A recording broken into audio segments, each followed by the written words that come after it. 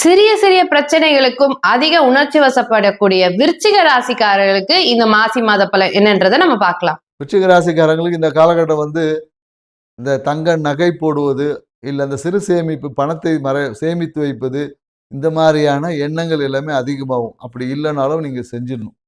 So அந்த சேமிப்பை சரியான நபர்கிட்ட கொடுக்கணும். கொடுத்துட்டு ஏமாந்து போறதுக்கு வாய்ப்பு இருக்கு. ஏன்னா கொடுத்துட்டேன்னு சொல்லிட்டு என்ன பண்ணுவாங்க, சீல் போட்டு கொடுத்துருவாங்க. ஆனா பார்த்தீங்கன்னா, அவங்க என்ட்ரியே போட்டிருக்க மாட்டாங்க. இந்த மாதிரியான விஷயங்கள் எல்லாமே இந்த காலம் நடக்கும். அதே போல வெளியூர், வெளிநாடு பயணங்கள் போகும்போது அந்த டாக்குமெண்ட்டை பக்காவா கவனிச்சுக்கணும். டாக்குமெண்ட்ல ஒரு டேட் இருக்கு. இவங்க போய் ஒரு டேட்ல நிப்பாங்க. ஃபார் எக்ஸாம்பிள் 10ஆம் தேதி ட்ராவல்னா, இவங்க பார்த்தீங்கன்னா 8ஆம் தேதின்னு சொல்லிட்டு 8ஆம் தேதி போய் ரயில்வே ஸ்டேஷன்ல நிப்பாங்க. இல்ல ஏர்போர்ட்டாண்ட போயிடுவாங்க.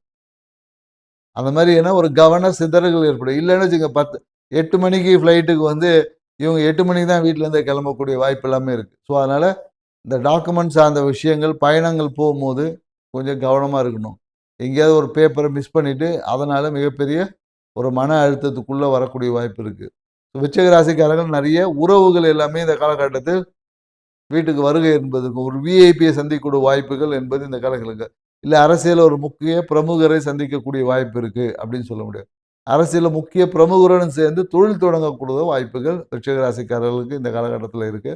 மேலும் இந்த கழுத்து, தோள்பட்டை இந்த மாதிரி சார்ந்த விஷயத்துல தசை இறுக்கம் இல்லை தசை அழுத்தம் என்பது வரும்.